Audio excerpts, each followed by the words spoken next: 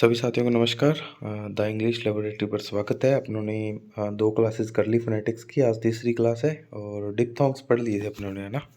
ये डिप्थोंग्स पढ़ लिए थे। आज अपने कुछ थियरी बेस्ड चीज़ें हैं वो भी अपने पढ़ लेते हैं, क्योंकि क्वेश्चंस थियरी से भी आ सकता है, ट्रांसक्रिप्शन से भी आ सकता है, वर्ड स्ट्रेस से भी आ सकता है, तो अपने कुछ नहीं छोड़ेंगे, ठीक है? मैंने पहले भी बोला अपने जो भी पढ़ेंगे कंप्लीट पढ़ेंगे, है ना? अभी फ़ोनेटिक्स छेड़ा है तो फ़ोनेटिक्स तो पूरा होगा ही एटलीस्ट। कोई भी टॉपिक या तो शुरू नहीं होगा, होगा तो पूरा होगा, है ना?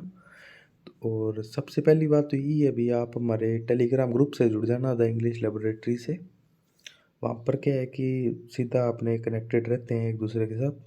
दूसरी बात ये है कि अगर आप सेकंड ग्रेड की हमारी पुस्तकें मंगाना चाहते हैं लिटरेचर पार्ट के लिए, खासकर एक तो प्रश्नों वाली और एक सीधी नोट्स वाली, तो आप मंगवा सकते हैं ऑनलाइन ऐप से द इंग्लिश लेबोरेटरी से, और लिंक विंक टेलीग्राम पर है सब कुछ। और अगर आप सूरतगढ़ से हैं तो आप ऑफलाइन किताबघर, बुकलैंड, और बुकलैंड के सामने ही star sports and book shop नाम की दुकान है, वहाँ से भी ले सकते हैं, ठीक है? तो अब बिना किसी देरी के अपने शुरू करते हैं। फ़ोनेटिक्स पार्ट 2 आप देख रहे होंगे, है ना? होता क्या है phonetics? A branch of linguistic, एक भाषा विज्ञान की एक शाखा है, that studies how human produce and perceive sounds. कैसे मानव जो है साउंड को प्रोड्यूस करता है ना?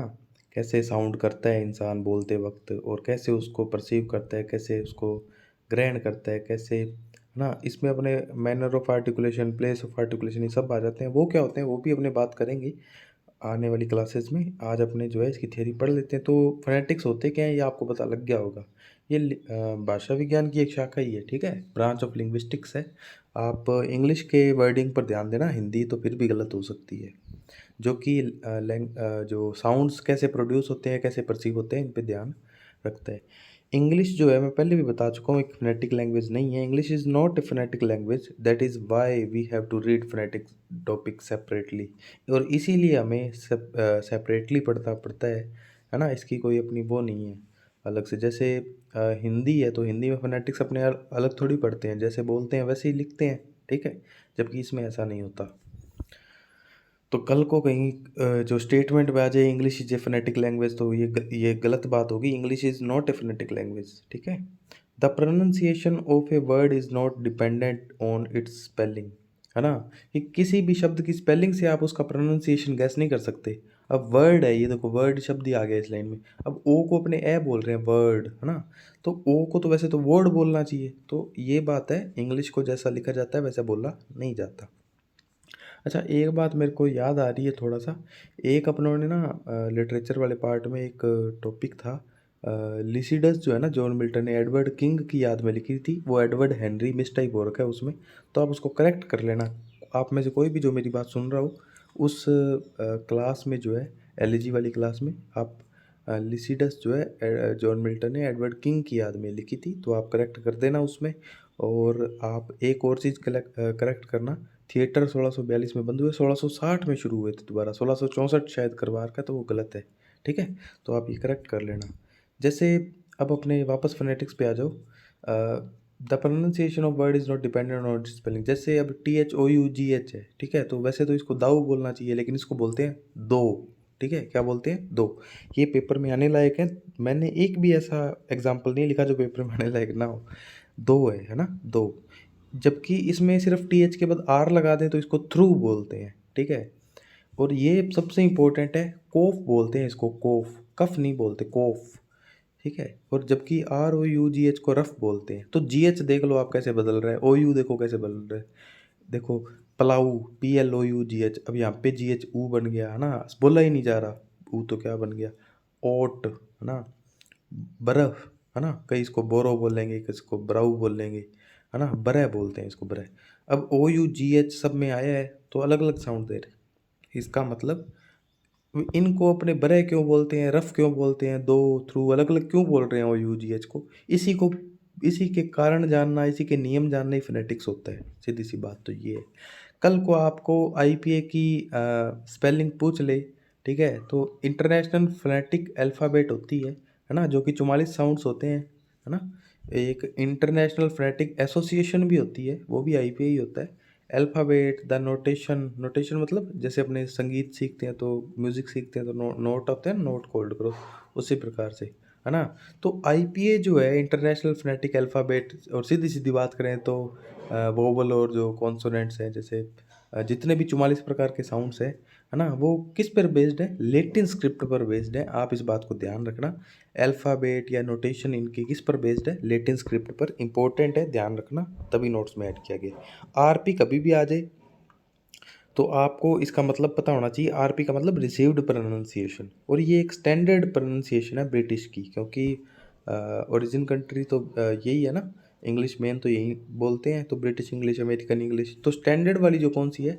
ब्रिटिश इंग्लिश प्रोनाउंसिएशन, जो स्टैंडर्ड फॉर्म है ना प्रोनाउंसिएशन की, उसको RP बोलते हैं, रिसीव्ड प्रोनाउंसिएशन। फनीम क्या होता है?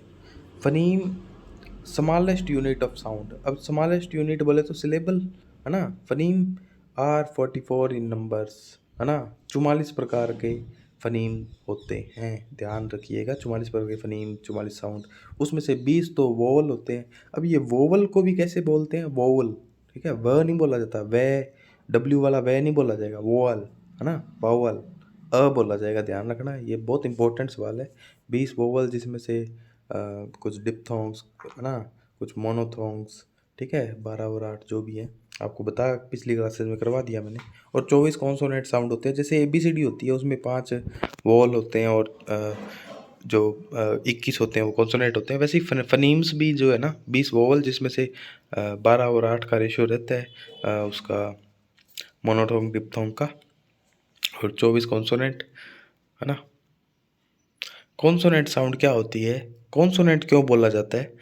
Pronounced with structure in the vocal tract. Vocal tract होती है अपने जो गला, जो जिससे अपने साउंड निकालते हैं गले से, जहाँ से, है ना। अब मेरे को हिंदी में तो इसका नहीं पता एक्चुअली में। कॉन्सोनेंट कोई मर्जी होगा ना, यानी 24 प्रकार के जो कॉन्सोनेंट है, कॉन्सोनेंट इनको क्यों बोलते हैं? इनको कॉन्सोनेंट की कैटेगरी में क्यों रखा गया है? क्योंकि इनको बोलते वक्त ना बाधा आती है, रुकावट आती है। आप कोई भी कॉन्सोनेंट बोलना, आप कोई भी वोवल बोलना, है ना। अब वो वोवल कैसे लिखा है वो नहीं पता, अब अपने बचपन से वोवल वोवल कर रहे हैं तो वोवल ही निकलेगा मुंह से। तो आप बस ये देख लेना भी वो वोवल को बोलते कैसे हैं, बाकी मैं तो वोवल ही बोलूँगा, ठीक है। तो वोवल जब बोलेंगे ना तो एकदम फ्री साउंड करेगा ना, रुकावट नहीं आएगी गले में बोलते वक्त। वोवल जो है प्रोनाउंस्ड विदाउट एनी स्ट्रक्चर, कोई बाधा नहीं आती इन द वोकल ट्रैक्ट। बोलते वक्त एयर फ्लो फ्री होता है, कोई बाधा नहीं आती। कोई भी आ ई ऊ ए ओ कुछ भी बोलोगे आप तो बाधा नहीं आएगी, जबकि म ब प ये कुछ भी बोलोगे तो बाधा आएगी, ठीक है। अब मोनोथोंग्स क्या होते हैं? मोनोथोंग्स को प्योर प्योर है ना, प्योर वॉल साउंड्स जो होते हैं वो 12 होते हैं। जैसे आपने देख लिया, ई ई उ ऊ ई ए अर ओ ओ आ अ ए, है ना। तो ये मोनोथोंग्स डिप्थोंग्स इम्प्योर होते हैं, ध्यान रखना। प्रश्न पूछा जा सकता है, तभी मैंने प्योर वोवल साउंड लिखा है। कल को पूछ ले प्योर वोवल साउंड कितने होते हैं, तो मोनोथोंग्स ही प्योर वोवल होते हैं, क्योंकि ये खुद का अस्तित्व रखते हैं। जबकि डिप्थोंग्स इम्प्योर होते हैं, क्योंकि ये 2 से मिलकर बनते हैं, और ये 8 होते हैं, ठीक है। इम्प्योर और प्योर को ध्यान रखना, इंपॉर्टेंट है। ये वर्डिंग बदलते हैं एग्जाम में। डीप क्या पूछेगा, ये शब्द बदल देगा, डिप्थोंग्स की जगह इम्प्योर वोवल साउंड लिख देगा, ठीक है। तो अपने को ये चीज़ें पता होनी चाहिए भाई। डिप्थोंग्स को इम्प्योर बोलते हैं, क्यों बोलते हैं? क्योंकि ये 2 से मिलकर बनाए, इसका कोई अलग से अस्तित्व नहीं है। और प्योर ये है क्योंकि ये खुद एक शुद्ध रूप में अपने अलग अलग अस्तित्व बनाए हुए। अब मोनोथोंग्स में भी जो है ना, 12 में से 12 मोनोथोंग्स में भी लॉन्ग वोवल और शॉर्ट वोवल में 2 प्रकार से इसको कैटेगराइज्ड किया गया है। लॉन्ग वोवल 5 होते हैं, एग्जाम में पूछते हैं, इसीलिए मैंने ये करवा रखा है। इसीलिए हमेशा आप ध्यान रखना, लॉन्ग वोवल जो होते हैं, पहली बात तो लॉन्ग और शॉर्ट मोनोथोंग्स में ही होते हैं, जो 12 प्रकार के मोनोथोंग्स होते हैं, जिसको प्योर वोवल साउंड बोलते हैं। उनमें से 5, जिसमें बड़ी ई आ ऊ बड़ी, है ना, ये सब लॉन्ग वोवल होते हैं, क्योंकि बोलते वक्त इनको थोड़ा सा लाउडर हाइयर बोला जाता है। और बड़ी ई की मात्रा, बड़े आ की मात्रा, है ना, बड़ी मात्राएं जो होती हैं उसको लॉन्ग वोवल बोलते हैं, सीधी सी बात तो ये है। और फिर भी ना याद आए तो याद रख लेना, 5 होते हैं। कौन से होते हैं? जिनके आगे 2 बिंदी लगी होती है, वो सारे लॉन्ग वोवल्स ही होते हैं। शॉर्ट वोवल जो बचे हुए 7 हैं मोनोथोंग्स में, 5 तो लॉन्ग हो गए, बचे हुए 7 जो जिनके आगे कोई बिंदी नहीं लगती है, वो सारे शॉर्ट वोवल होते हैं, ठीक है। मोनोथोंग्स वोवल को जीभ की पोजीशन हाइट के आधार पर 3 भागों में बांटा जाता है। देखो जितना डीप जा सकता है ना एग्जामिनर, मैंने सारा बता रखा है आपको और बिल्कुल हिंदी भाषा में पढ़ा रखा है ना। थोड़ा सा फीवर है तो बोलते वक्त हो सकता है मे भी आपको आवाज़ सही ना आ रही हो, फिर भी आप एडजस्ट कर लेना क्योंकि मुझे करवाना है, क्योंकि आपका एग्ज़ाम है तो मेरा करवाना ये दायित्व है आपका। फ्रंट वोवल जो होते हैं ना मोनोथोंग्स में, जो 12 होते हैं ना मोनोथोंग्स, उसको उन 12 को 3 भागों में बांटा जाता है, फ्रंट, सेंट्रल और बैक। पूछते हैं एग्जाम में, ठीक है। फ्रंट कौन सा होता है, जीभ की पोजीशन के आधार पर ध्यान रखना।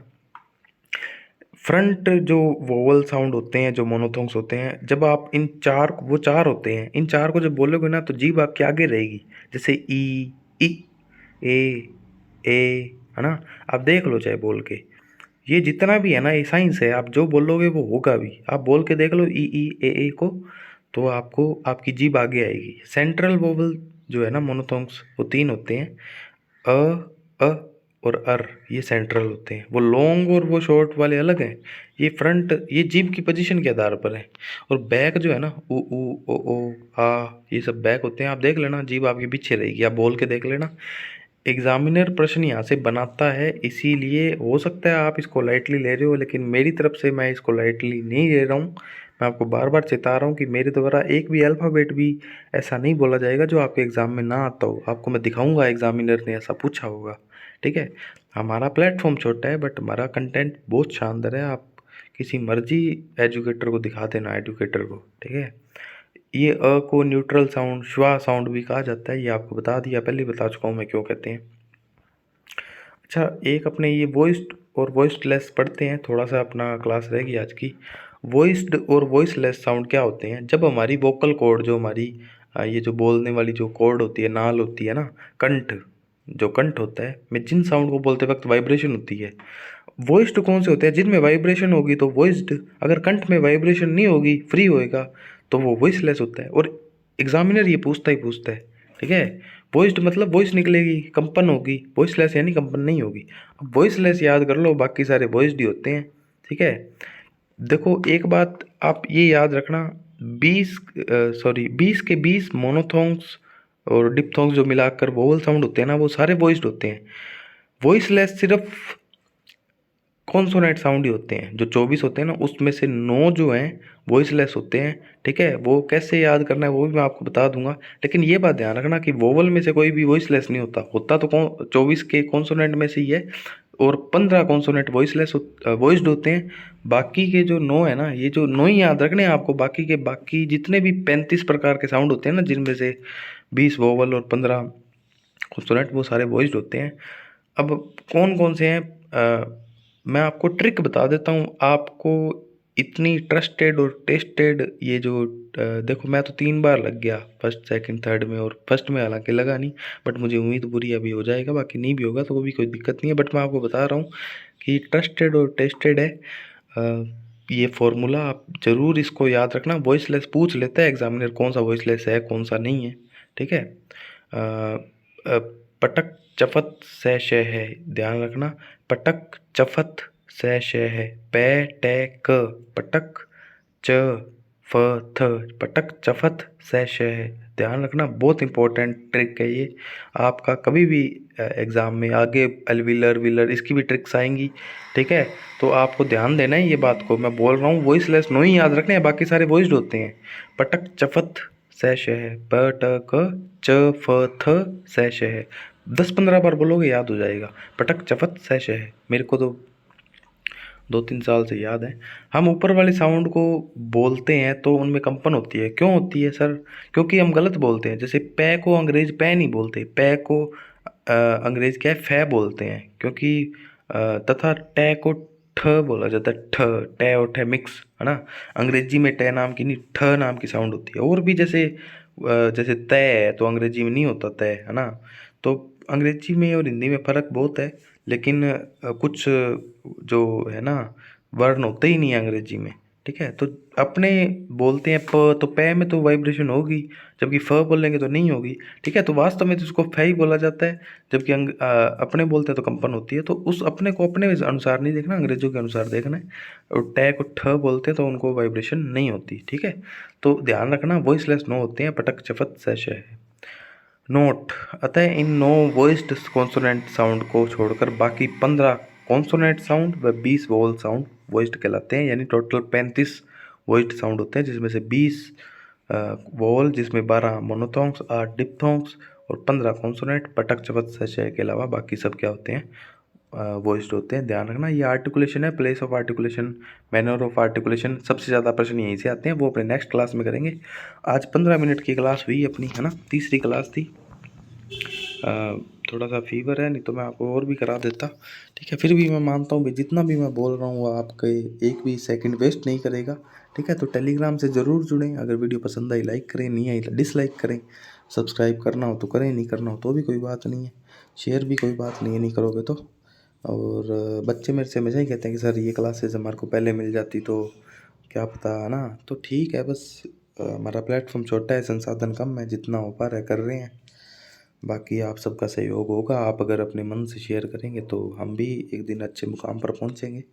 तो बुक्स वगैरह सुरतगढ़ में देख लेना, ऑफलाइन हमारी मिलती हैं बुक्स, नेम और ये सब जो जानकारी है ना, ये टेलीग्राम पर मैं देता रहता हूँ। तो टेलीग्राम द इंग्लिश लेबोरेटरी, और लिंक लिखना हो तो लिंक अपने इसमें है कैप्शन में, तो इस चैनल के। ठीक है। रीट इंग्लिश 2025 लिखोगे तो भी आ जाएगा अपने टेलीग्राम पर, द इंग्लिश लेबोरेटरी लिखोगे तो भी आ जाएगा, और लिंक वैसे दे भी रखा है। ठीक है। तो धन्यवाद, जय हिंद, राम राम। मिलते रहेंगे, जब भी मेरा स्वास्थ्य ठीक रहता है तो मैं आपके लिए कार्य करता हूँ। धन्यवाद, जय हिंद, राम राम।